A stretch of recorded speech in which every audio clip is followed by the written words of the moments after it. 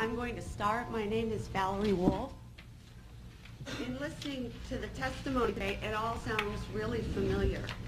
I am here to talk about a possible link between radiation and mind control experimentation that began in the late 1940s.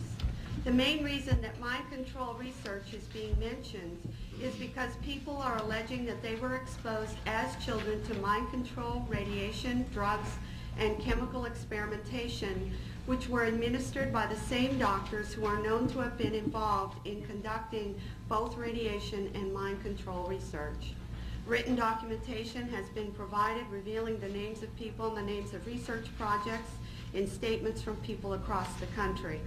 It is also important to understand that mind control techniques and follow-ups into adulthood may have been used to intimidate these particular research subjects into not talking about their victimization in government research. As a therapist for the past 22 years, I have specialized in treating victims and perpetrators of trauma and their families. When word got out that I was appearing at this hearing, nearly 40 therapists across the country, and I had about a week and a half to prepare, contacted me to talk about clients who had reported being subjects in radiation and mind control experiments.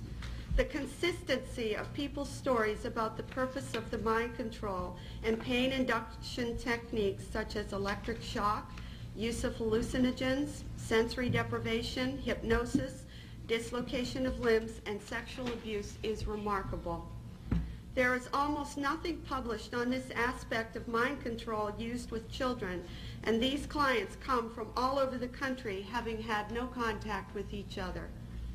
What was startling was that therapists reported many of these clients were also physically ill with autoimmune problems, thyroid problems, multiple sclerosis, and other muscle and connective tissue diseases, as well as mysterious ailments for which a diagnosis cannot be found. While somatization disorder is commonly found in these clients, many of the clients who've been involved in the human experimentation with the government have multiple medically documented physical ailments. And I was really shocked today to hear one of the speakers talk about the cysts and the teeth breaking off, because I have a client that that's happening to.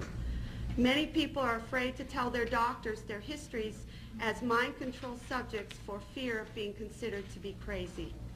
These clients have named some of the same people, particularly a Dr. Green, who was associated with clients' reports of childhood induction of pain, mind control techniques, and childhood sexual abuse. One of my clients who had seen him with a name tag identified him as Dr. L. Wilson Green. A person with this same name was the scientific director of the chemical and radiological laboratories at the Army Chemical Center, and that he was engaged in doing research for the Army and other intelligence agencies. Other names that have come to light are Dr. Sidney Gottlieb and Dr. Martin Orn, who it is reported were also involved in radiation research. It needs to be made clear that people have remembered these names and events spontaneously, with free recall, and without the use of any memory retrieval techniques such as hypnosis. As much as possible, we have tried to verify the memories with family members, records, and experts in the field. Many attempts have been made through Freedom of Information Act filings to gain access to the mind control research documentation. These requests have generally been slowed down or denied, although some information has been obtained, which suggests that at least some of the information supplied by these clients is true. It is important that we obtain all of the information contained in the CIA and military files to verify or deny our clients' memories. Although many of the files for MK Ultra may have been destroyed, whatever is left, along with the files for other projects, such as Bluebird and Artichoke, to name only two, contain valuable information. Furthermore, if, as the evidence suggests, some of these people were used in radiation experiments, there might be information in the mind control experiment files on radiation experiments.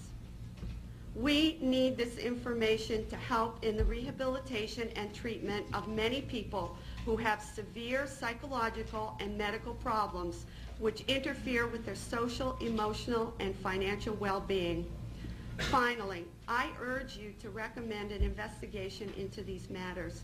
Although there was a commission on mind control, it did not include experiments on children because most of them were too young or still involved in the research in the late 1970s to come forward.